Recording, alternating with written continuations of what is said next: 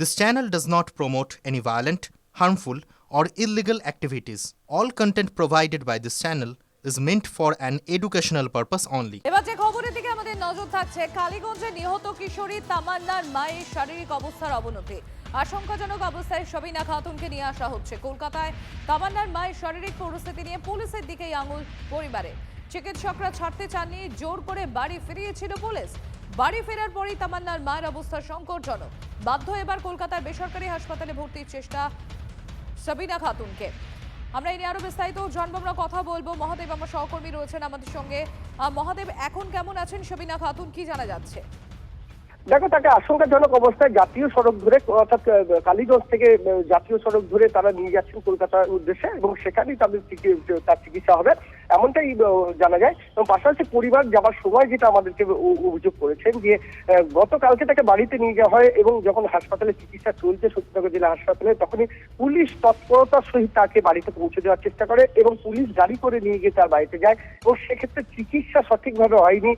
চিকিৎসা সঠিক না হওয়ার কারণেই কিন্তু তিনি আবারও রাত্রের দিকে অসুস্থ হয়ে পড়েন এবং তখনই পরিবার সিদ্ধান্ত নেন যে তাকে বেসরকারি হাসপাতালে নিয়ে যাবে এবং সেই মতোই আজকে জাতীয় সড়ক ধরে তারা কিন্তু রওনা দিয়েছেন এবং এখনো পর্যন্ত আশঙ্কাজনক অবস্থায় রয়েছে। প্রশ্ন হচ্ছে, পুলিশের এই অতি তৎপরতার কারণটা কি? যেখানে চিকিৎসকরা তারা ছাড়তে চাইছেন না, অথচ পুলিশ অতি তৎপর হয়ে সেখান থেকে তাকে ছাড়িয়ে নিয়ে তাড়াতাড়ি বাড়ি চলে আসছে। গোটা বিষয়টা কি, পুলিশ প্রশাসন কি বলছে? এটা নিয়ে পরিবারের যেটা দাবি যে অভিযোগ তারা করেছিলেন, অর্থাৎ তামান্নার মৃত্যুর ঘটনার পর কিন্তু 24 জনের নামে অভিযোগ তালিকা ছিল। সেই অভিযোগের তালিকায় পুলিশ এখনো পর্যন্ত 10 জনকে গ্রেপ্তার করেছে এবং গ্রেপ্তার করলেও বাকিদের কিন্তু এখনো পর্যন্ত পুলিশ ধরতে পারেনি। আর এই ধরতে না পারাটা পুলিশের নিষ্ক্রিয়তা এবং যাদেরকে যে সকল অভিযুক্তরা রয়েছে তাদের পরিবার লাগাতার তামান্নার মাকে এবং তার পরিবারকে হুমকি দিয়ে চলেছেন এবং সেই হুমকি দেওয়ার কারণে এবং সঠিক বিচার পাবেন কিনা সেই আশঙ্কাতেই তামান্নার মা এই ঘুমের ওষুধ খেয়েছিলেন বেশি করে, এটাই কিন্তু তার পরিবারের দাবি। এবং যে কারণেই তিনি এই ঘটনার পর তাকে যখন চিকিৎসার জন্য নিয়ে আসা হয় শক্তিনগর জেলা হাসপাতালে এবং সেখান থেকে সঠিক চিকিৎসা সম্পূর্ণ না করেই তাকে কিন্তু বাড়িতে পৌঁছে দেওয়া হয় পুলিশের তরফ থেকে, এমনটাই কিন্তু তার পরিবার অভিযোগ করছেন এবং যে ঘটনাকে কেন্দ্র করে রীতিমতো চাঞ্চল্য। মহাদেব, তুমি আমাদের সঙ্গে থাকো। তামান্নার পরিবারের তরফ থেকে, মানে সবিনা খাতুনের পরিবারের তরফ থেকে ঠিক কি অভিযোগ করা হচ্ছে একবার শোনাই আপনাদের। কৃষ্ণনগর হসপিটালে পুলিশে আপনার মানে ভালো ট্রিটমেন্ট করতে দেয়নি, ডাক্তারে ছাড়তে দেয়নি, ছাড়ছিল না কো, তবুও জোর করে বলে পেশেন্ট ভালো আছে, ছাড় করে দেন, চলে যাবে। তবে এটা বুঝতে পারিনি, আমরা বুঝতে পারিনি যে এরা কিছু জনে করছে পুলিশের। আমরা ভাবছি হ্যাঁ নিশ্চয়ই হয়তো ভালো আছে, হতো পুলিশে ছাড় করে নিয়েছে। কালকে আবার দেখি রাত্রে আবার আস্তে আস্তে বেশি হচ্ছে, কথা বলতে পারছে না, মাথা ঘুরে পড়ে যাচ্ছে। সরকারি হসপিটাল তো পরিষেবা ভালো হচ্ছে না, পুলিশের নিয়ে চলে আসছে, তাহলে সরকারি হসপিটাল নিয়ে যেতে পারছি না, আমরা বেসরকারি হসপিটাল আমরা নিয়ে যাচ্ছি। আমরা তো কোনো নিরাপদ পাচ্ছি না কেউ, বুঝলেন তো। তাহলে কোন দিন হয়তো আমাদেরকে হয়তো মেরে যাবে পুলিশে। না, আসামি সব এখন ধরা হয়নি গো। যে আসামিগুলো ধরেছে সেইগুলো আছে ধরা, বাকি আসামি একটাও ধরা হয়নি গো, বুঝলেন তো। মানে ওদের টেনশনে তারও মানে ওইরকম ঘুমের ট্যাবলেট খেয়েছিল, বুঝলেন তো। ওইসব টেনশনে মারবো এই চিন্তা। আবার আসামি যেহেতু মানে ঘুরি বেড়াইছি, দেখছি, কিংবা বাইরের লোকও বলছি যে আসামিটা তার কী ব্যাপারে, যে আসামি তো ধরছে না গো, আসামি তো বাড়িতে ঘুরি বেড়াইছে, রাস্তার ধারে বাড়ি ওদের। হ্যাঁ, ওই মানে বেশি টেনশন, ওই জন্য ঘুম।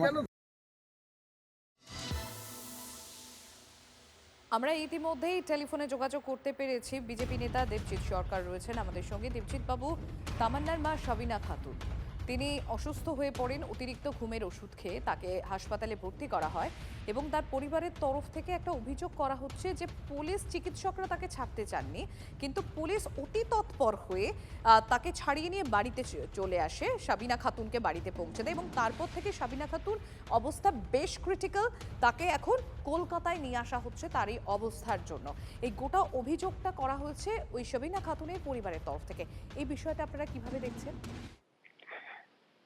এটাই তো তৃণমূল, এটাই তো সংখ্যালঘুদের ভবিতব্য তৃণমূলের আমলে।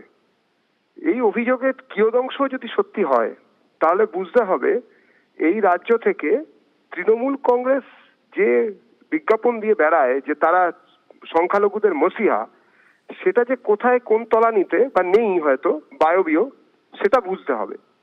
আমরা দেখেছি যে তৃণমূলের এই সাম্রাজ্যে পশ্চিমবঙ্গে যে ব্যাপক জঙ্গলরাজ চলছে, বলা যেতে পারে মহা জঙ্গলরাজ চলছে, সেখানে মারছে মুসলমান, মরছে মুসলমান, মুসলমানদের লেলিয়ে দেওয়া হচ্ছে, মুসলমান বানিয়ে রাখা হচ্ছে, ভোট যন্ত্রে পরিণত করা হচ্ছে, ভোটের ব্যাংক বলে তাদেরকে ডাকা হচ্ছে, দুধেল গাই বলে ডাকা হচ্ছে। কিন্তু একটি নিষ্পাপ নিরাপরাধ নাবালিকা বাচ্চা যাকে কিনা শেষ করে দেওয়া হলো বিজয় মিছিলের বোম মেরে, তারপরেও তার মা যদি অবসাদে বা কোনো কারণে যদি এই দুর্ঘটনা ঘটিয়ে থাকেন, তারপরে তাকে জোর করে হাসপাতাল থেকে ছাড়িয়ে নেওয়ার মতন অমানবিক ব্যাপার যদি কোনো প্রশাসনের কেউ যদি করে থাকেন, তার থেকে খারাপ কিছু কি হতে পারে? এর ভবিষ্যৎ খুবই খারাপ। এই সরকার যাচ্ছে, তৃণমূল যাচ্ছে, হিন্দু মুসলমান নির্বিশেষে পশ্চিমবঙ্গবাসী তৃণমূলের বিসর্জন দেবেন 26-এ। ধন্যবাদ দেবজিৎ বাবু। আপনাদের আরও একবার জানাই, কালীগঞ্জে নিহত কিশোরী তামান্নার মায়ের শারীরিক অবস্থার আরও অবনতি হয়েছে। আশঙ্কাজনক অবস্থায় সাবিনা খাতুনকে নিয়ে আসা হচ্ছে কলকাতায়।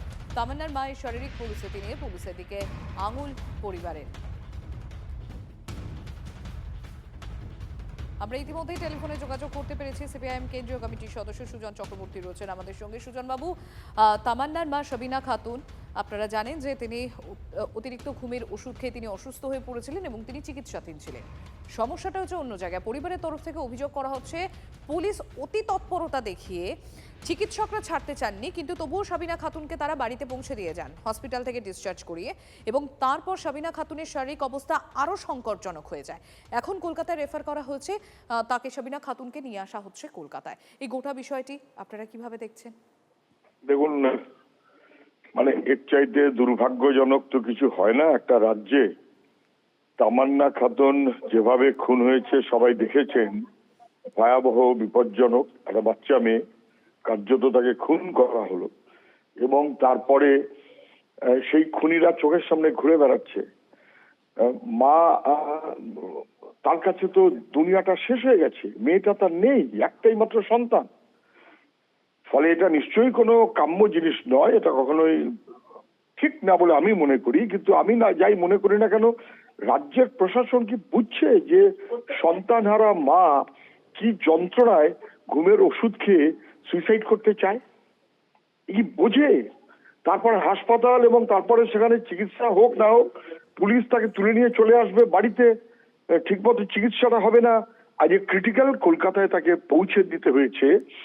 যে পুলিশের অফিসাররা এই খুনিদের এখনো পর্যন্ত ব্যবস্থা নিতে পারেনি, এবং তার মাথায় যে পুলিশের মন্ত্রী তার প্রশ্রয়ে, সেই পুলিশ কর্মীদের বিরুদ্ধে কি ব্যবস্থা হবে? অফিসারদের বিরুদ্ধে কি ব্যবস্থা হবে?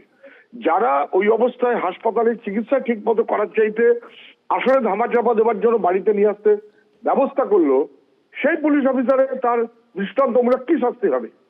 সন্তানহারা মা এই যন্ত্রণা যে বোঝে না, সে মানুষ না, মহিলা না, মহিলা পুরুষ নির্বিশেষে মানুষ না। দুর্ভাগ্য, একজন মহিলাই আমাদের রাজ্যের মুখ্যমন্ত্রী। ধিক্কার জানাবার কোনো ভাষা নেই। এখন তার সুচিকিৎসা অন্তত হোক, ফিরে আসুক। সন্তানটা গেছে, এখন মা সেও সংকটের মধ্যে পড়েছে। কি দুর্ভাগ্য আমাদের, এটাই পশ্চিমবাংলা। ধন্যবাদ সুজন বাবু। আমরা ইতিমধ্যে টেলিফোনে যোগাযোগ করতে পেরেছি তৃণমূল কংগ্রেস মুখপাত্র তন্ময় ঘোষ রয়েছেন আমাদের সঙ্গে। তন্ময় বাবু, সাবিনা খাতুন তামান্নার মা, তার শারীরিক অবস্থা অত্যন্ত সংকটজনক হয়েছে, এবং যেটা তার সাবিনা খাতুনের পরিবারের তরফ থেকে অভিযোগ করা হচ্ছে যে পুলিশ অতি তৎপরতা দেখিয়ে হসপিটাল থেকে তাকে ডিসচার্জ করে এনেছেন, বাড়িতে পৌঁছেছেন, এবং তারপর থেকে সাবিনা খাতুনের শারীরিক অবস্থা আরও সংকটজনক হয়েছে, এবং তারপর তাকে নিয়ে আসা হচ্ছে কলকাতার বেসরকারি হাসপাতালে, ভর্তির চেষ্টা করা হচ্ছে, সেই জন্যই তাকে নিয়ে আসা হচ্ছে। এই গোটা বিষয়টা আপনারা কিভাবে দেখছেন তন্ময়বাবু? দেখুন, এখানে যে ঘটনাটি ঘটেছে অত্যন্ত মর্মান্তিক। ওরকম একটি বাচ্চা মারা গেছে, সেটাই দুর্ভাগ্যের। তার সঙ্গে তার মা আজকে এইভাবে অসুস্থ হয়ে পড়েছেন, যে কারণেই হন, সেটাও অত্যন্ত মর্মান্তিক। একটা পরিবারের উপর দিয়ে কি বয়ে চলেছে সেটা আমরা বুঝতে পারছি। এই বিষয়ে কোনো রাজনৈতিক মন্তব্য সমীচীন নয়। আমি ওনার দ্রুত সুস্থতার কামনা করি, এবং সরকারের পক্ষ থেকে যদি কোথাও কোনো সাহায্যের প্রয়োজন হয়, নিশ্চিতভাবে রাজ্য সরকার প্রশাসন এগিয়ে আসবে বলেই আমি নিশ্চিত। এবং ব্যক্তিগত স্তরে, দলগত স্তরেও যদি কোথাও মনে হয়, আমরা সর্বদাই এই পরিবারের পাশে আছি। রাজনৈতিক ভিন্নতা থাকবে, কিন্তু তার সঙ্গে এই ধরনের ঘটনাকে এক করে দেওয়া যায় না। মানবিকতা রাজনীতির ঊর্ধ্বে কোনো কোনো সময় কাজ করে। ধন্যবাদ তন্ময় বাবু।